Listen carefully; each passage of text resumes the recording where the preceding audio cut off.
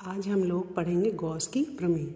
ये इंटर का बहुत ही इम्पोर्टेंट टॉपिक है और हमेशा इस पर सवाल, थ्योरी, फार्मूला, प्रूफ सब कुछ आता है।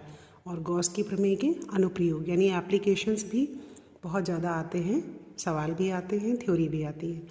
तो पहले हम गॉस की प्रमेय पढ़ेंगे, ठीक है। पहले तो ये जान लीजिए गॉस की प्रमेय होती क्या है। किसी बंद पृष्ठ से गुजरने वाला संपूर्ण वैद्युत फ्लक्स फाई ई उस पृष्ठ द्वारा परिबद्ध कुल आवेश Q का 1/ε0 गुना होता है। Phi is equal to Q by ε0। अब अगर पहले आपने फाई ई यानी कि वैद्युत फ्लक्स के बारे में पढ़ लिया है तो ठीक है, नहीं तो हल्का सा इसमें आप रिवीजन करा देती हूँ। फिर उसके बाद हम लोग गॉस की प्रमेय को प्रूफ करेंगे। अब वैद्युत फ्लक्स क्या होता है, जैसे देखिए सबसे पहले कोई एक आवेश Q है, ये रखा हुआ है, इस पर Q आवेश है।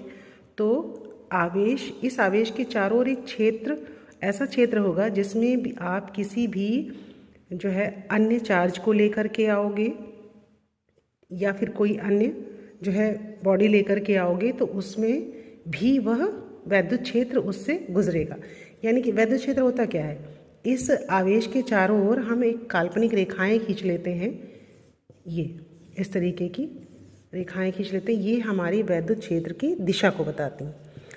इन्हें हम कहते हैं वैद्युत बल रेखाएं, जो कि हमेशा आवेश के धन सिरे से निकल करके ऋण सिरे की ओर जाती हैं। अब इस क्षेत्र में हम किसी अन्य पदार्थ या अन्य बॉडी या अन्य जो है वस्तु को लेकर के आते, जैसे ये आयताकार कोई टुकड़ा है, जैसे ये लेकर के आए, तो इसके इस क्षेत्र पर जैसे ये आवेश रखा हो सामने और इससे जो है इसके परपेंडिकुलर इस तरह से जो है ये गुजरे, ये वैद्युत बल रेखाएं। तो इन वैद्युत बल रेखाओं की संख्या इसमें कितनी गुजर रही है, 1, 2, 3 एंड 4।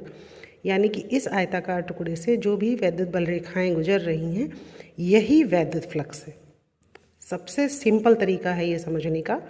यानी इस पूरे क्षेत्रफल, यह आयताकार टुकड़ा है, इसका क्षेत्रफल कितना होगा, लंबाई गुणे चौड़ाई। ये इसकी चौड़ाई, ये इसकी लंबाई, आप जैसे समझो, ये लंबाई ये चौड़ाई, तो इसका क्षेत्रफल कितना हो जाएगा, लंबाई गुणे चौड़ाई।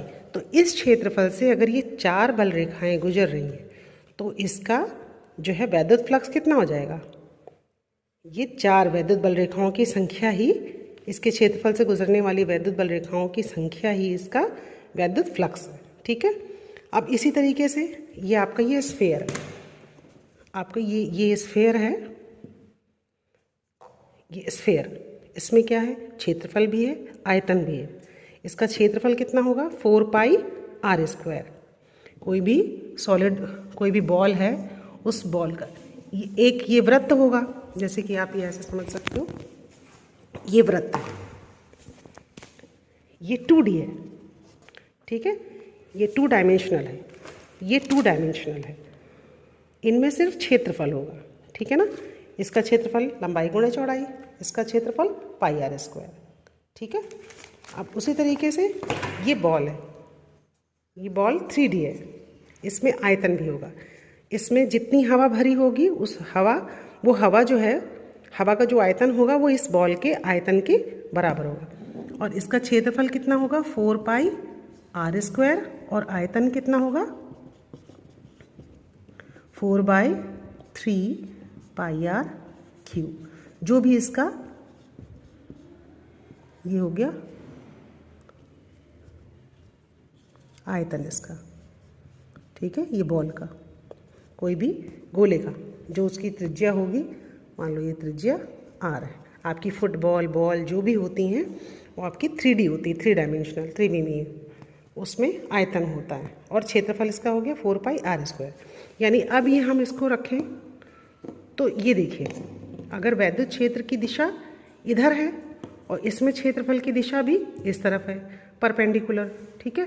तो इसमें से जितनी बल, अब तो देखिए जितनी, अब इसमें से गुजरने वाली बल रेखाएं का ऐसे रखते हैं, तब भी एक ही गुजरेगी, यहाँ पे रखते हैं क्योंकि बॉल ही बहुत छोटी है। तो वैद्युत बल रेखाओं की संख्या क्या है, इसके क्षेत्रफल से गुजरने वाली मात्र 1, तो इसका वैद्युत फ्लक्स कितना हो गया, 1, ठीक है ना।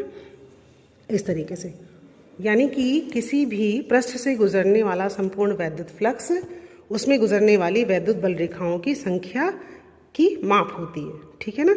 अब इसको अभी मैंने बार बार ये कहा कि उसके क्षेत्रफल से गुजरने वाला वैद्युत बल रेखाएं, तो ये वैद्युत बल रेखाएं यही आपका वैद्युत क्षेत्र भी है।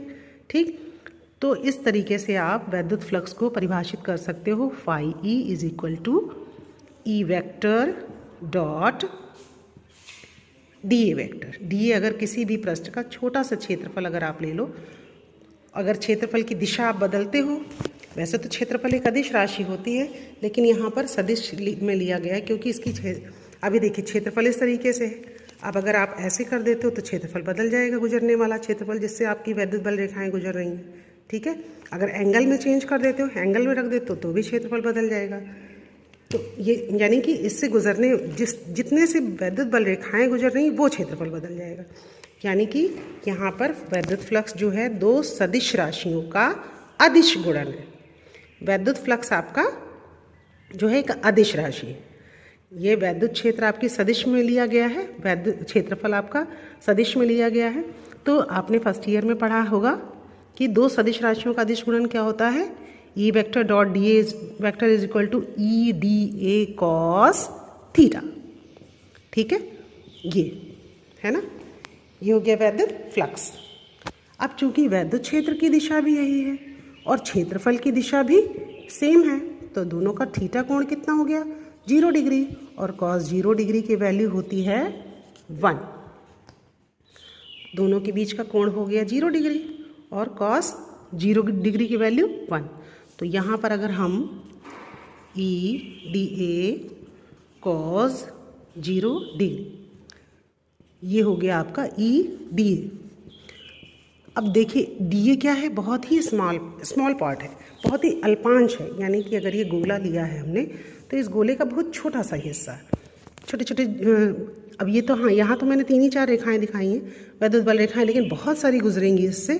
तो जो भी इसके क्षेत्रफल से प्रवेश करेंगी बहुत छोटे छोटे पार्ट से गुजरेंगी। जैसे कि आपका ये है, छोटे छोटे ऐसे ही ले लो, ये डॉट डॉट डॉट डॉट, इन सब से जो है वैद्युत बल रेखाएं गुजर रही हैं। ठीक है, ठीक है, इस तरीके से वैद्युत बल रेखाएं इससे गुजर रही हैं। तो जितनी संख्या होगी, यानी कि आप पूरे क्षेत्रफल से जब आप लोगे तो इसका एक गणित में होता है समाकलन। ठीक है ना, जब पूरे पृष्ठ से आकलन करना होता है तो उसको कहते हैं समाकलन। अब यहाँ पे करेंगे इसका हम इस तरीके से, आपका ये हो जाएगा phi E is equal to समाकलन फाई ई। यहाँ पर कर दो आप ये संपूर्ण पृष्ठ का समाकलन। अब ये जो है वैल्यू पुट करो, ई डी ए, वैद्युत क्षेत्र जो गुजर रहा है वही गुजरेगा, लेकिन क्षेत्रफल आपका बदल सकता है, डी ए। ठीक, ये हो गया आपका वैद्युत फ्लक्स।